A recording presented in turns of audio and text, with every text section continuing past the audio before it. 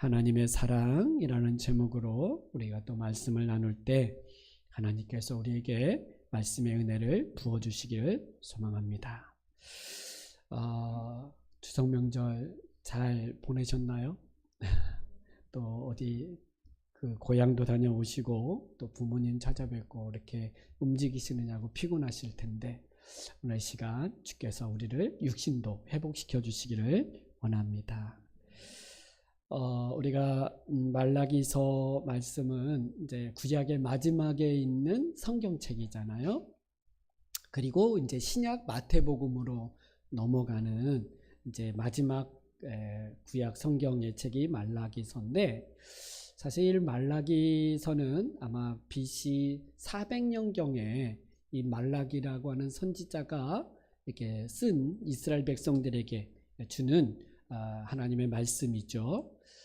여기를 몇 가지 어떤 논쟁, 그러니까 변론으로 이제 이 말라기서가 기록되어져 있는데, 그 첫 번째 이스라엘과 하나님과의 변론에서 첫 번째 변론이 사랑의 문제예요. 사랑의 문제. 하나님은 그의 백성들을 사랑하신다 이렇게 하는데, 백성들은 그 하나님의 사랑을 모르겠다고 하는 그 사랑의 변증의 이야기이죠. 오늘 이 말라기서 이 말씀을 통해서 우리가 하나님과의 이 사랑이 다시 한번 회복되어질 뿐만 아니라 더 친밀해지는 은혜가 우리에게 있기를 원합니다.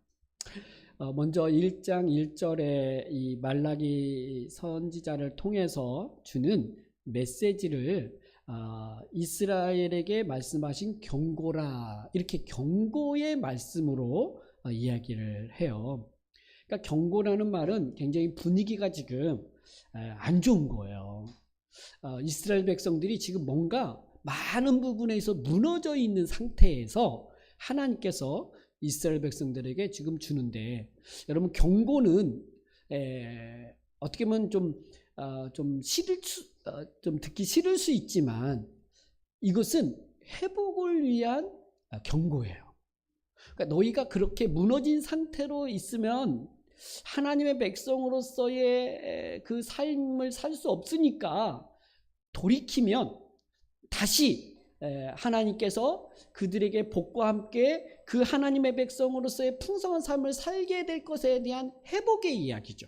그러니까 경고라 그래서 다 나쁜 것만은 아니고 경고를 통해서 주는 회복의 말씀이다, 이렇게 우리가 좀 알면 될 것 같아요.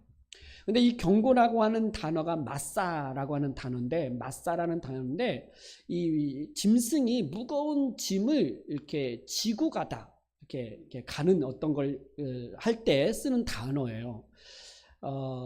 이 말라기 선지자가 하나님의 말씀을 받고 이것을 전해야 되는 이 무거운 어떤 짐과 같은, 분명히 이런 메시지를 전하면 백성들은 듣기를 좋아하지 않을 텐데, 그렇지만 하나님의 말씀이기 때문에 전해야 되는 이 무거운 어떤 짐을 지는 자와 같은 이 선지자 입장에서는 그런 거죠.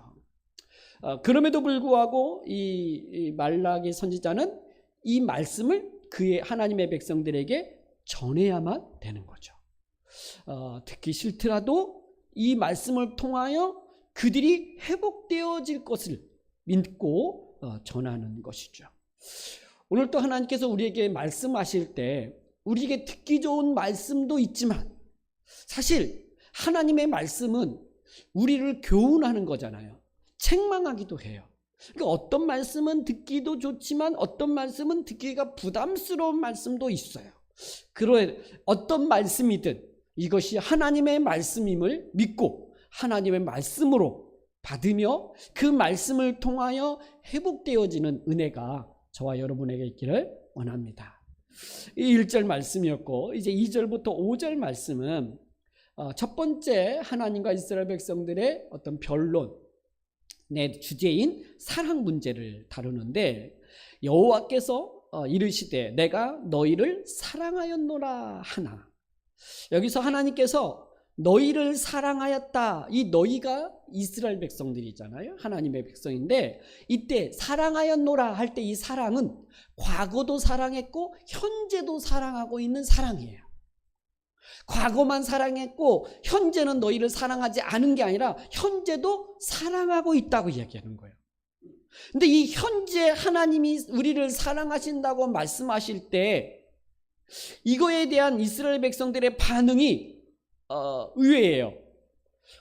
주께서 어떻게 우리를 사랑하셨나이까 하는도다.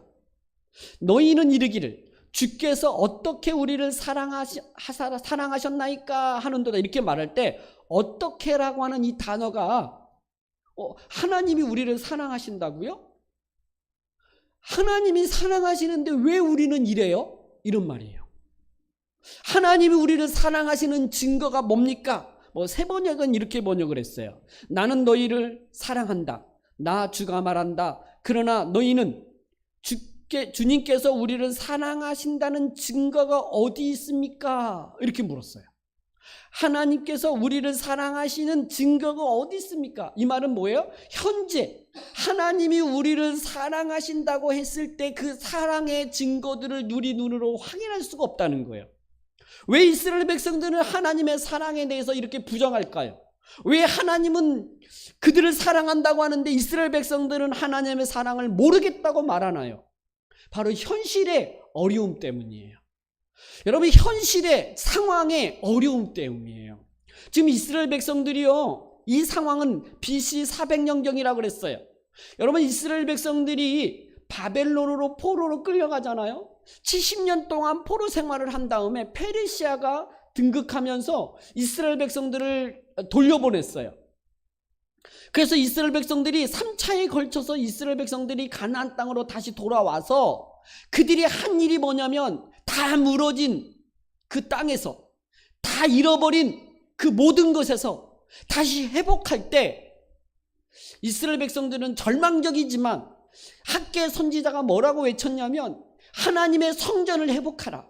그래야면 하나님이 다시 너희에게 복을 주실 것이다 라고 하는 학개 선지자의 이야기를 들으면서 그들은 자기 집을 짓기 전에 성전부터 지었어요. 그래서 스룹바벨에 의해서 성전이 건축되어지고, 그리고 에스라 선지자가 와서 그들이 하나님의 말씀을 선포하게 하시고, 느헤미야가 돌아온 다음에 성벽도 회복했어요. 그러면 이스라엘 백성들은 뭘 기대하냐? 다시 다윗 왕권, 그 다윗이 다스렸을 때의 그 영광스러움 다시 부유할 뿐만 아니라 그 위험으로부터 보호를 받고 그 페르시아에서부터 다시 벗어나고 다시 옛날의 영광을 회복할 것을 기대하고 있었는데 그들의 현실에서는 아무런 변화가 없어요.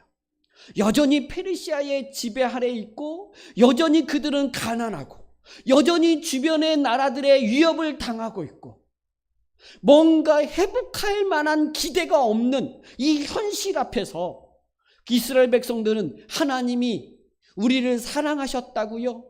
하나님이 우리를 사랑하셨다면 어떻게 우리의 삶의 이 모양 이 꼴입니까? 라고 항변하는 것과 같은 거예요.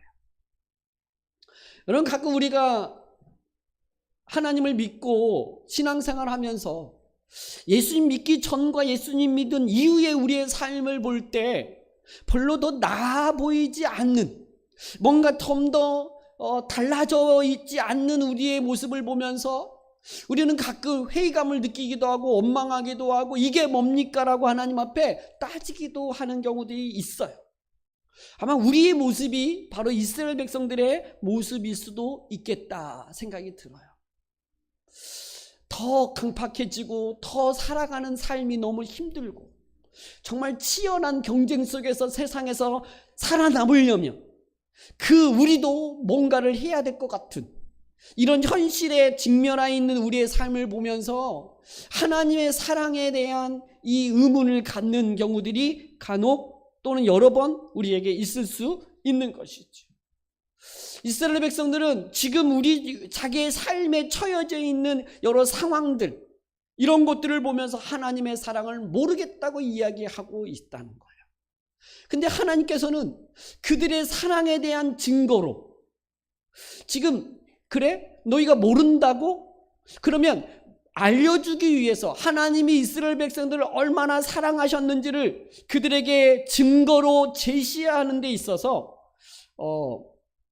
바벨론 70년 포로 때에 돌아올 수 없는 그런 상황 속에서 돌아오게 하신 이런 이야기, 성전을 건축할 수 없는 그 여러 방해 속에서도 건축하게 하셨던 이야기, 느헤미야의 성벽 건축하는 이야기, 이런 이야기를 하나님께서 이스라엘 백성들에게 하셔야 되는데, 왜냐하면 최근의 일이니까.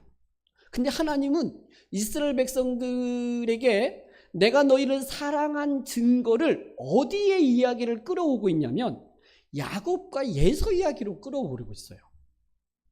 뭔 이야기야? 자기와는 전혀 상관없는 아주 조상 이야기를 꺼내면서 하나님이 우리를 사랑하신 증거를 그 증거로 제시하고 있는 거예요. 2절에 주께서 어떻게 우리를 사랑하시나이까 하는도다. 나 여호와가 말하노라. 예서는 야곱의 형이 아니냐. 그러나 내가 야곱을 사랑하였고 예서를 미워하였으며. 여러분, 하나님의 사랑의 증거를 예서와 야곱 이야기로 꺼내고 있다는 거예요. 이게 뭡니까 이게? 아니, 최근의 이야기, 내가 막 병들었을 때 그 병으로부터 고침받았거나 내가 경제적으로 어려움을 겪었을 때 그럼에도 불구하고 너희가 먹고 살고 있지 않느냐, 이런 이야기를 해야 하나님의 사랑이 피부에 좀 와닿을 수 있는데 전혀 아주 먼 옛 이야기를 꺼내면서 하나님의 사랑을 증거하고 있다는 거예요. 그러면 하나님께서 지금 예서와 야곱 이야기를 통해서 하나님의 사랑을 증명하려고 하는 이 이야기가 어떤 의미냐라고 말할 때 하나님께서 말씀하신 이야기가 뭡니까? 예서는 야곱의 형이 아니냐? 그러나 내가 야곱을 사랑하였고 예서는 미워하였으며. 예서는 야곱의 형이 아니냐? 이 말이 뭐예요? 야곱이 형이 아니고 야곱은 동생이에요. 형은 예서죠. 누구의 아버지는 이삭이고요. 이삭이 태중에서 리브가가 임신했을 때 태중에서 쌍둥이를 갖게 되는데 이들이 태어날 때 예서가 먼저 나오고 야곱이 예서의 발꿈치를 잡고 나오잖아요. 그 동생이 야곱이에요. 그러면 그 당시에는 장자가 모든 가정의 대를 이어요. 출애굽 때도 보면 장자 이야기가 나오잖아요. 그리고 이 예서는요, 굉장히 사내다운, 남성다운 모습을 가지고 있어요. 또 몸도 근육질에다가 축구 좋아하고 막 사냥 좋아하고 막 이렇게 들에서 노는 친구. 이 야곱은요, 되게 여성스러우면서 소극적이고 이렇게 이런 친구의 이미지를 가지고 있단 말이에요. 무슨 말이냐면 이 야곱은 동생으로서 선택을 받을 만한 자가 아니었다는 거예요. 이삭은, 그의 아버지 이삭도 야곱이 아니라 예서를 사랑했어요. 그래서 예서에게 모든 장자권을 주려고 했던 거죠. 그런데 하나님은 달랐어요. 예서가 아니라 야곱을 선택했다는 거예요. 왜 예서가 아니라 야곱을 선택했는가? 어떤 자격도 없고 뭔가 그가 선택받을 만한 그런 조건들이 없음에도 불구하고 이 야곱을 선택한 것이 뭐냐? 왜 그랬냐? 하나님의 선택에 대해서는 우리는 알 수 없어요. 왜 하나님이 선택하셨는지에 대해서는 몰라요. 이건 절대적 주권 아래, 하나님의 주권 안에 있는 거예요. 근데 어쨌든 하나님은 이 야곱을 선택했다는 거예요. 근데 여기서 야곱은 사랑하였고 예서를 미워하였으며 라고 말할 때 하나님께서 야곱을 사랑했다. 이 사랑했다는 말은 좀 뭔가를 이해를 하겠는데 예서를 미워하였으며 라고 할 때 하나님이 감정적으로 예서를 미워했는가 라고 하는 게 아니라 여기서 사랑하였고 미워했다는 말은 선택했다는 말이에요. 언약적 언어예요. 누구를 선택하고 누구를 선택하지 아니한 이야기예요. 이 이야기를 사도 바울이 로마서 9장에서 이야기를 해요.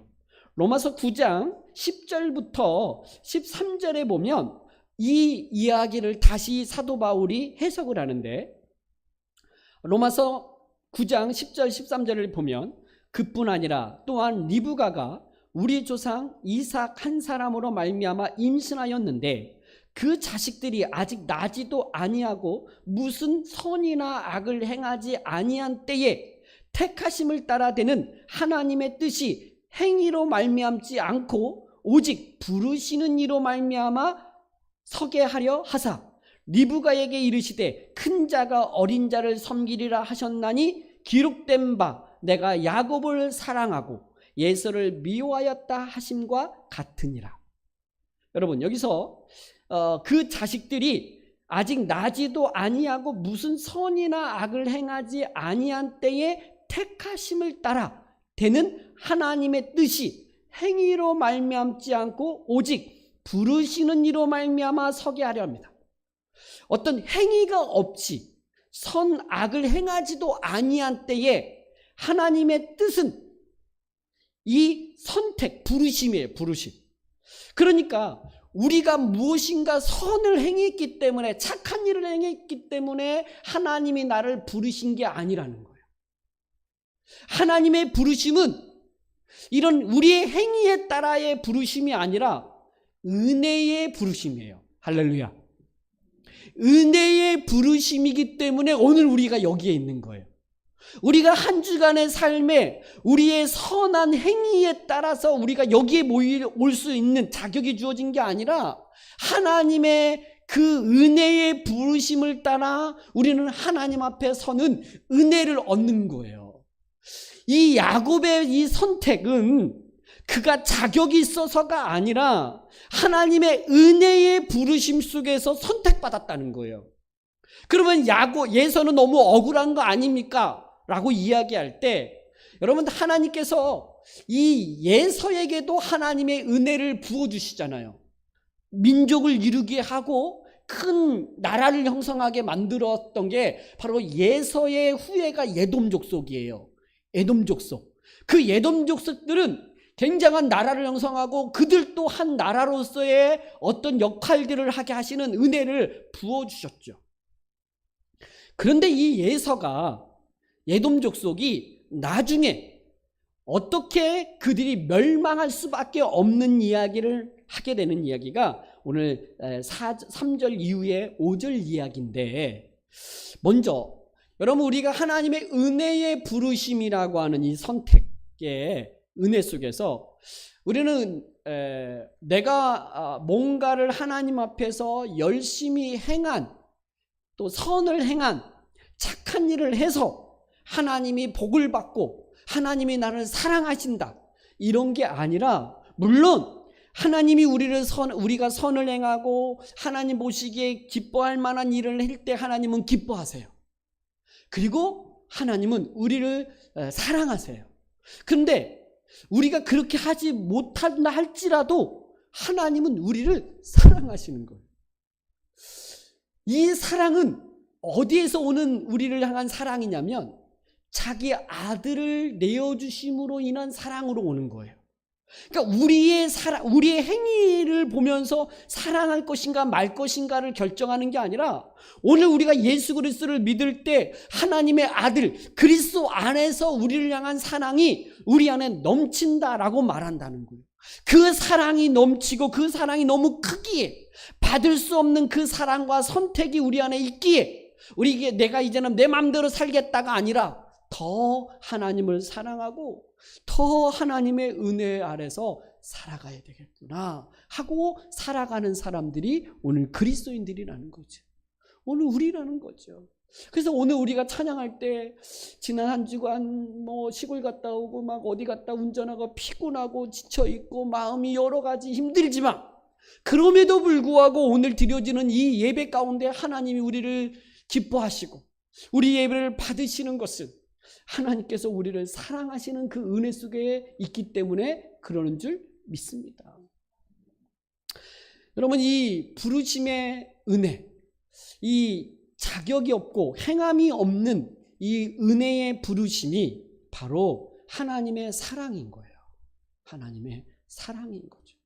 오늘 우리 모두가 이 은혜의 사랑, 이 은혜의 부르심의 사랑 안에서 살아가는 자다. 이걸 좀 깊이 좀 가졌으면 좋겠어요. 여러분, 이스라엘 백성들은요, 지금 현실에 어려움들을 이야기하면서 왜 지금 우리가 가난하며, 왜 여전히 우리는 페르시아의 지배 아래 있고, 왜 우리는 여전히 위험 앞에 노출되어서 이렇게 힘들게 살게 합니까? 라고 말할 때 하나님은 내가 너를 선택했다, 내가 너를 불렀다, 내가 너를 사랑한다고 이야기하는 거예요. 근데 우리는 초점이 어디에 맞춰져 있냐면 현실에 맞춰져 있고 지금 내 문제에만 집중되어 있는 거예요. 이거 왜 해결되지 않냐는 거예요. 왜 지금 이 문제가 나에게 어렵게 있는데 하나님 두고 보시냐는 거예요. 근데 하나님은 뭐라고 말씀하시냐면 내가 너를 자격이 없는 너를 선택했다, 내가 여전히 너를 사랑한다, 내가 너와 함께한다, 이렇게 말씀하실 때 감사합니다가 안 나와요. 하나님 감사합니다가 안 나오고 정말 나를 사랑합니까? 이런 의문만을 제기해요. 왜요? 현실에 지금 문제에 있기 때문에 그래요. 여러분, 우리가 원하는 거, 내가 좋아하는 것이 다 잘 풀리는 것만이 하나님이 나를 사랑하실 걸까요? 여러분, 우리가 자녀를 키울 때 자녀가 원하는 거 다 들어준다고 자녀를 사랑하는 걸까요?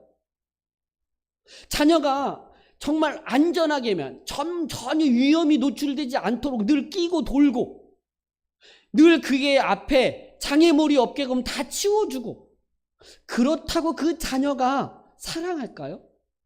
그것이 사랑일까요? 그것이 자녀를 위하는 걸까요? 그렇지 않을 거예요. 좀 아파 보기도 하고 넘어져 깨져 보기도 하고 또 어려움 때문에 마음 아파하기도 하고 힘들어 보면서 그가 점점 알아가는 거예요.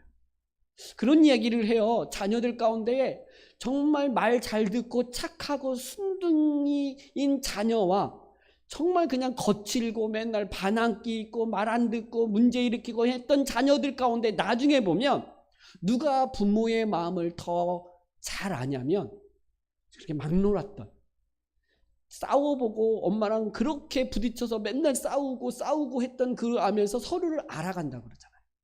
그냥 무슨 말을 하면 다 듣고 순종하고 그냥 말 잘 듣고 이런 친구는 부모의 마음을 몰라요. 여러분, 이 하나님의 이 사랑은, 저는 이스라엘 야곱과 예서 이야기할 때 하나님께서 야곱을 선택했잖아요. 근데 이삭은 예서의 마음이 있었어요.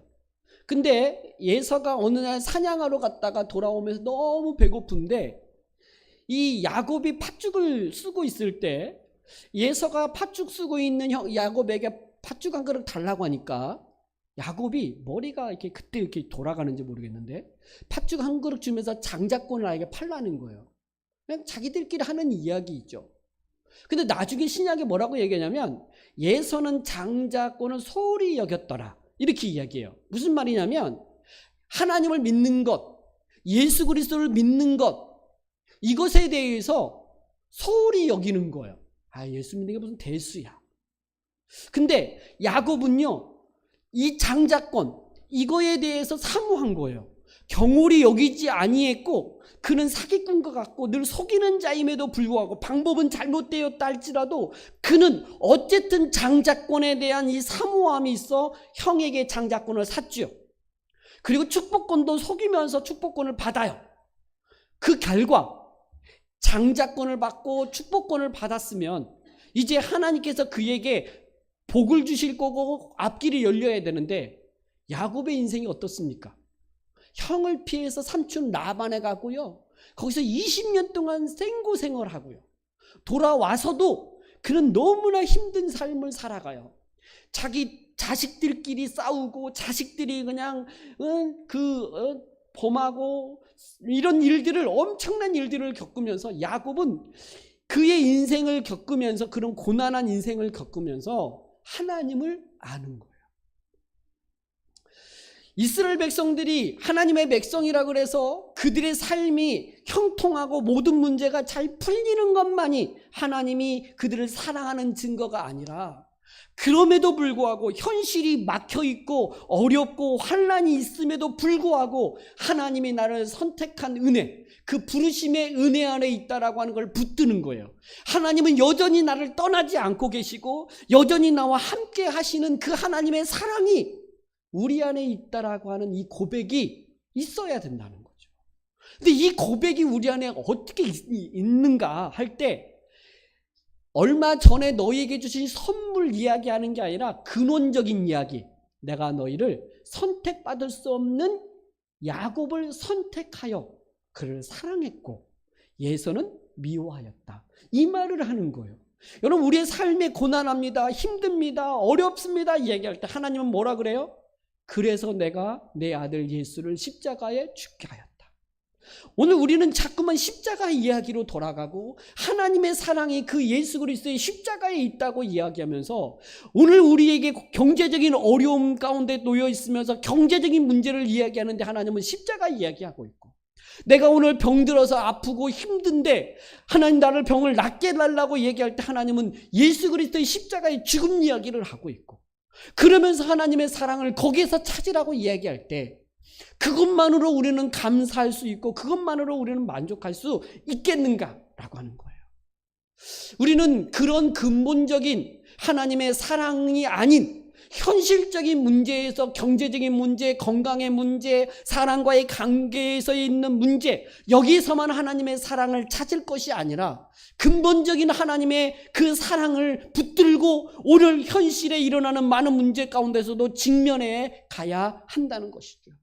그래야만 하나님의 사랑을 잃어버리지 않고, 여전히 하나님은 나를 떠나지 않고 한 번도 나를 떠난 적이 없인 그 하나님의 사랑 안에 머물 수 있는 거예요.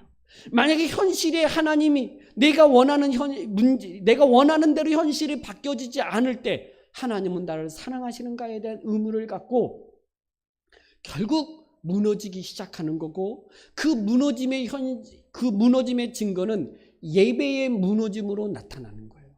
그래서 두 번째 논쟁이 제사 이야기가 나오는 거예요.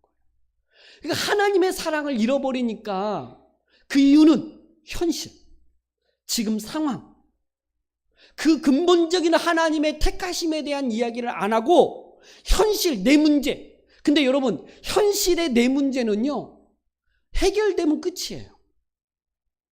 돈 100만 원 필요합니다. 돈 100은 너무 적나요? 1억이 필요합니다 할 때 그 1억을 주면 더 이상 하나님을 찾지 않아요. 건강, 아프면, 병 나으면, 그러면 더 이상 그 문제에 있어서 하나님을 찾지 않는단 말이죠. 무슨 이야기냐? 현실의 문제에서 근본적으로 하나님을 만날 수 있는 게 아니에요. 물론 그것을 통해서 하나님을 만나기도 하고 그것을 고쳐주시고 채워주시고 회복시켜주심으로 하나님의 사랑을 증명하기도 하세요. 하지만 그것은 일시적인 문제이고 근본적인 문제가 아니라고 하는 거죠. 그래서 하나님께서는 이스라엘 백성들에게 그 하나님의 사랑에 대한 이 근본적인 이야기로 접근하면서 내가 너희를 사랑한다. 과거도 사랑했고 현재도 사랑한다. 이 하나님의 사랑, 이 부르심의 사랑이 오늘 우리에게 있음을 믿고, 오늘 현실의 어려움, 현실의 어떤 처해져 있는 이 상황들 앞에서 물론 그것도 하나님 앞에 기도하면서 도와달라고 기도하셔야 되지만, 근본적인 하나님의 사랑을 붙들 때 이 문제도 해결할 수 있다. 근본적인 하나님의 사랑을 잃어버릴 때 오늘 현실의 문제에만 국한되면 결국 우리의 믿음과 우리의 신앙은 떠난다. 결국 하나님의 사랑에서 떠날 때, 하나님의 사랑에 대한 의문을 가질 때 점점 무너짐의 증거는 예배의 무너짐으로 나타나고 형식화되어짐으로 가버려요. 안 되는구나. 안 되는구나.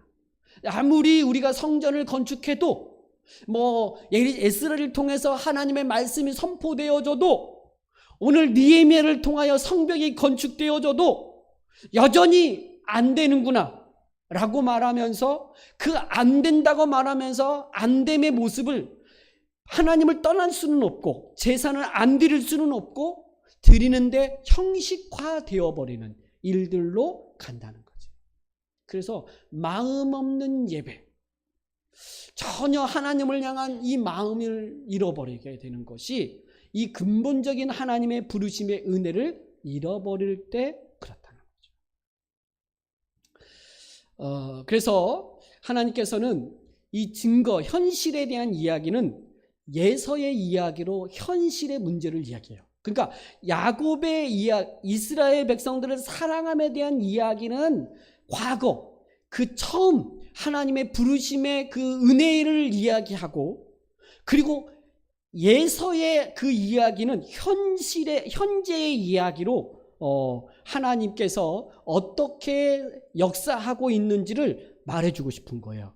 그게 3절부터인데, 예서는 미워하였으며 라고 이야기할 때 예서의 미움은 선택하지 않았다는 이야기예요. 그러나 여전히 예서에 대한 하나님의 그 후손들에 대한 복이, 약속이 있었죠. 근데 문제는 이스라엘 백성들이 멸망할 때, 바벨론에 의해서 멸망할 때 이 에돔 족속들이요, 바벨론을 도와서 이스라엘 멸망을 이렇게 도와요. 그리고 웃어요. 그러니까 그들의 멸망을, 이스라엘 백성들의 멸망을 뭐라 그래야 돼요? 조롱한다고 해야 되나? 옆에서 막 이렇게 박수치거나 막 이런 거 있잖아요. 이야기를 어디서 이제 하냐면 아모스서하고 그다음 오바댜서라고 하는 성경이 있는데, 이 오바댜서는 에돔 족속에 대한 멸망에 대한 이야기예요. 근데 아모스에서 이스라엘 백성들에 대한 그 멸망, 이들이 어떻게 했는지를 나와요. 이 아모스서에서도 이야기를 하는데, 이스라엘 백성들이 바벨론에 의해서 멸망을 당할 때 협조를 해요. 그러니까 어떻게 이스라엘 백성들을 포로로 끌려가려고 할 때, 막 도망갈 때 길을 막아서고, 그리고 예루살렘 성벽을 무너뜨릴 때 방법을 가르쳐주고, 그리고 무너질 때 에돔 족속 사람들이 그 예루살렘 성전에 들어가서 많은 재물들을 훔쳐가고, 이런 것들을 이 에돔 족속들이 대놓고 할 때 하나님께서, 이스라엘 백성들도 에돔 족속들을 미워하지만 하나님께서도 이스라엘 백성들을 진노하세요. 자, 오바댜서의 1장의 10절부터 이렇게 쭉 이야기가 이들의 행포에 대한 이야기예요. 오바댜서 1장 10절에 보면, 내가 내 형제 야곱에게 행한 포악으로 말미암아 부끄러움을 당하고 영원히 멸절되리라. 원래 이 에돔 족속들은 하나님께서 이스라엘 백성들이 출애굽하고 가나안 땅을 들어갈 때 싸우지 말라고 했어요. 왜냐하면 이 암몬 족속, 모압 족속, 에돔 족속들은 아브라함의 형제들이니까 이들은 결국은 돌아올 백성들이었어요. 그러니까 이들과 싸우지 말고 가나안 땅에 들어가라고 할 정도로 이들에 대한 이 하나님의 보호하심이 있었는데, 에돔 족속이 결정적으로 이들이 멸망하게 된 이유는 하나님의 백성들이 바벨론에서 멸망당할 때에 이들이 한 짓 때문이에요. 그 이야기를 오늘 오바댜서 1장 10절부터 이야기한다는 거죠. 영원히 멸절되리라.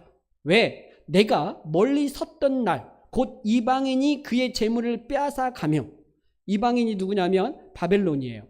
외국인이 그의 성문에 들어가서 예루살렘을 얻기 위하여 제비 뽑던 날에 너도 그들 중 한 사람 같았느니라. 내가 형제의 날 곧 그 재앙의 날에 방관할 것이 아니며 유다 자손이 패망하는 날에 기뻐할 것이 아니며 그 고난의 날에 내가 입을 크게 벌릴 것이 아니며. 여러분, 입을 크게 벌렸다는 말이 뭐냐면 웃었다는 말이에요. 막 큰 소리로 웃었다는 거. 지금 멸망당하는 유다 사람들을 보면서 막 웃은 거예요. 13절, 내 백성이 환난을 당하는 날에 내가 그 성문에 들어가지 않을 것이며. 성문에 들어갔다는 말이죠. 환난을 당하는 날에 내가 그 고난을 방관하지 않을 것이며. 방관한 거예요. 이게 내버려 둔 거예요. 환난을 당하는 날에 내가 그 재물에 손을 대지 않을 것이며 내 거리에 서서 그 도망하는 자를 막지 않을 것이며, 그러니까 도망가는 유다 사람들을 길을 막고 못 도망가게 막아서 포로로 끌려가게 했던 사람들이 에돔 족속이라는 거예요. 고난의 날에 그 남은 자를 원수에게 넘기지 않을 것이니라. 그러니까 넘겼다는 얘기죠. 그러니까 이런 악행을 에돔 족속들이 한 거예요. 그래서 근데 그때 에돔 족속들이 유다 사람들의 멸망을 보면서 웃으면서 저들은 끝났다라고 말하고 이 예루살렘에 그들이 들어가서 거기서 막 에돔 족속들이 살았단 말이에요. 그러면서 에돔 족속들은 유다는 끝났고 우리 시대다 이렇게 생각했을 수도 몰라요. 그런데 얼마 후에 70년 후에 유다 이스라엘 백성들이 돌아오고 성전이 회복되고 이런 일들이 벌어지고 있고, 그러니까 이스라엘 백성들의 회복이 있고, 그럼 에돔 족속들은 어떻게 됐느냐? 하나님께서 에돔 족속들을 치기 시작한 거예요. 3절 그 이야기하는 거예요. 하나님께서 에돔 족속들을 친 이야기하는 거예요. 그의 산들을 황폐하게 하였고 그의 산업들을 광야의 이리들에게 넘겼느니라. 그러니까 이스라엘 백성들은 회복이 있지만 지금 에돔 족속들은 지금 무너지고 있다는 얘기를 보여주고 있는 거예요. 몇백 년, 그러니까 이스라엘 백성들 멸망할 때는 에돔 족속들은 회복되고 유다는 멸망할 거라고 생각했던데 지금 역전당한 거예요. 역전된 거예요. 그런데 이렇게 하나님께서 이들을 황폐하게 했다는데, 근데 문제는 4절이에요. 에돔 족속들이 하는 말이 이런 말이에요. 자, 우리 4절을 좀 같이 읽어볼까요? 자, 말라기서 1장 4절이에요. 자, 시작. 에돔은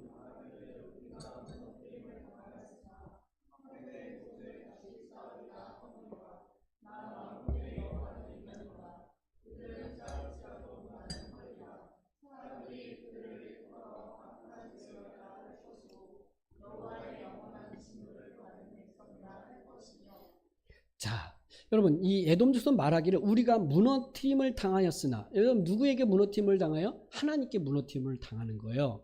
황폐된 곳에서 다시 쌓으리라. 여러분 이들이 하나님이 없는데 하나님이 그들을 치시는데 이들은 뭐라고 하냐면 우리가 다시 일어나겠다는 거예요. 다시 쌓을 거라는 거예요. 그러니까 하나님 없이 살아가는 사람들의 대표적인 모습을 보여주고 있는 거죠. 그러니까 에돔 족속들은 하나님 없는 자들의 삶을 이야기해요. 그들은 스스로 쌓으려고 해요. 근데 하나님은요 그들을 무너뜨려요.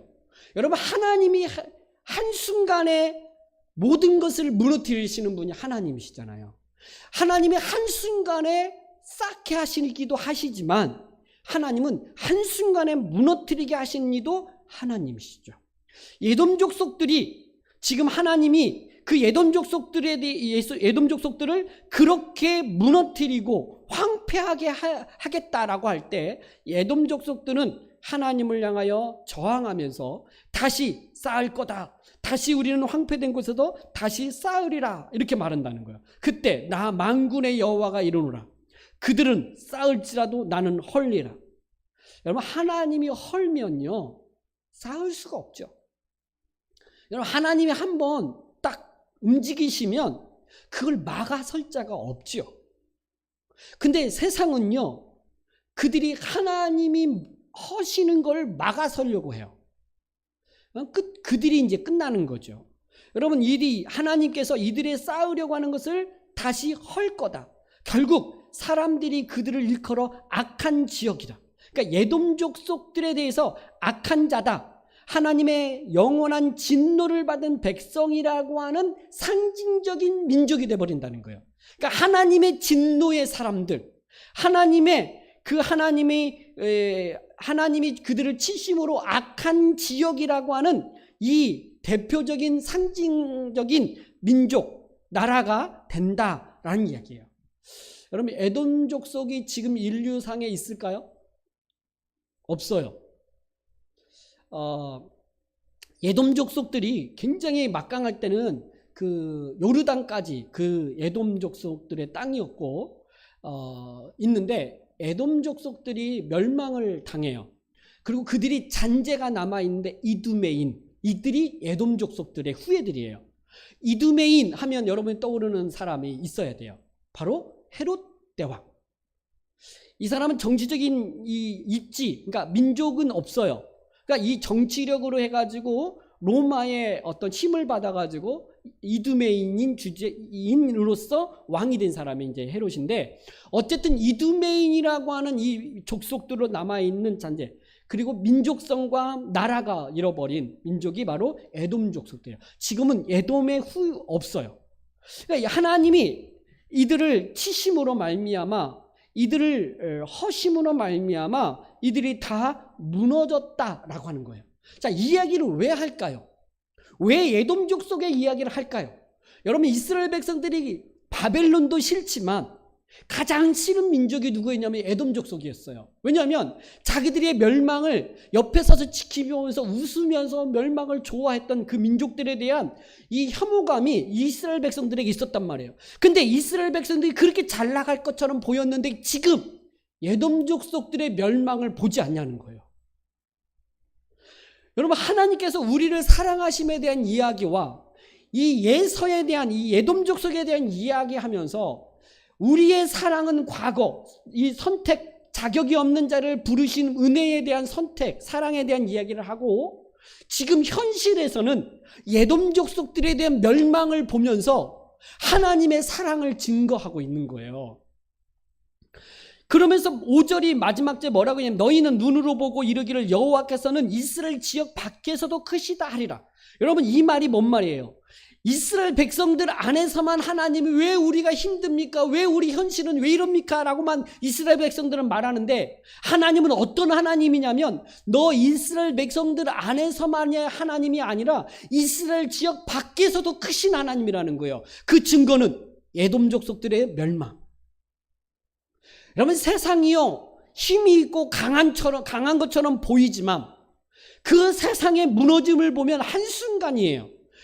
우리가 우리의 하나님이라고 말할 때 관계적인 측면에서 하나님이 나의 하나님 이렇게 우리라는 말을 쓰지만, 그래서 하나님은 우리 안에서만 역사하시는 하나님이 아니고 우리 밖에서도 하나님은 하나님 되시는 거예요. 하나님의 심판하심, 하나님의 진노하심이 오늘 세상 밖에서도 하나님은 이 일을 행하고 계시는 하나님 되신다는 거죠. 하나님은 크신 분이세요.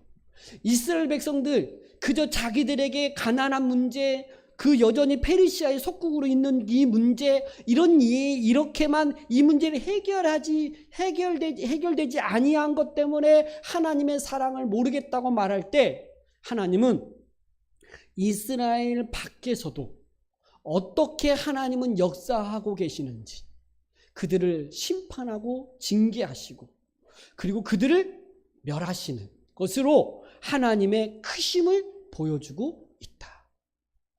오늘 우리의 삶에 내 문제에 묶이지 말고 그저 나에게 처해진 상황 가운데서 왜 안 풀립니까? 라고 말하지 말고, 하나님은 이 상황 넘어서도 역사하시고, 하나님은 지금 나를 넘어선 그 또 다른 하나님의 섭리 속에서 역사해 가시는 크신 분이심을 믿고 오늘 그 하나님의 사랑을 감사하고 그 하나님을 의지하면서 살아가야 될 줄 믿습니다. 현실에 내 문제에 묶이지 말았으면 좋겠어요. 우리는 지금 처해져 있는 나의 문제가 아마 영원히 해결되지 못할 수도 있어요. 그런데 그것이 있기 때문에 하나님이 나를 사랑하지 않거나, 그것 때문에 내가 하나님 앞에 나가지 못하거나, 그것 때문에 구원받지 못하는 게 아닌 거예요.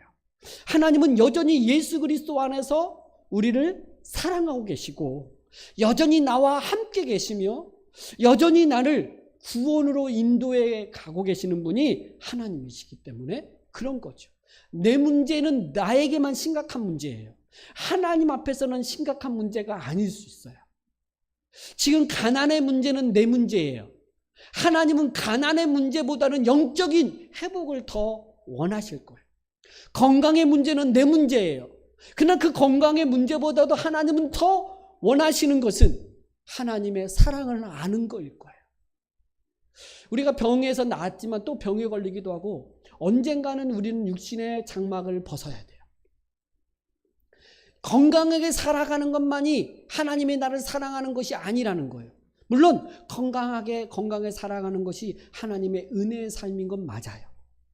그러니까 내 문제에 빠져가지고 이 문제 안 되니, 이 문제가 해결되었다느니 이렇게만 보지 말고 큰 하나님의 섭리와 그 하나님의 인도하심과 그 하나님의 사랑하심과 그 하나님의 세상을 심판하시고 징계하시면서 그 세상 가운데서도 크신 하나님 되심을 믿고 의지하며 살아가는 저와 여러분이 되기를 주님의 이름으로 축복합니다. 여러분의 삶에 다시 한번 회복과 여러분의 삶에 하나님의 사랑과 인도하심이 다시 한번 일어나기를 간절히 축복합니다. 기도하겠습니다. 하나님 아버지 감사합니다. 우리를 사랑하시되 그 자기 아들을 내어주시면서까지 그 십자가에서 죽으시면서까지 우리를 사랑하신 그 사랑이 여기에 있기에 그 사랑에 감사하며 기뻐하며 살아가는 우리 모두가 되게 하여 주시옵소서. 감사드리며 예수님의 이름으로 기도드리옵나이다. 아멘.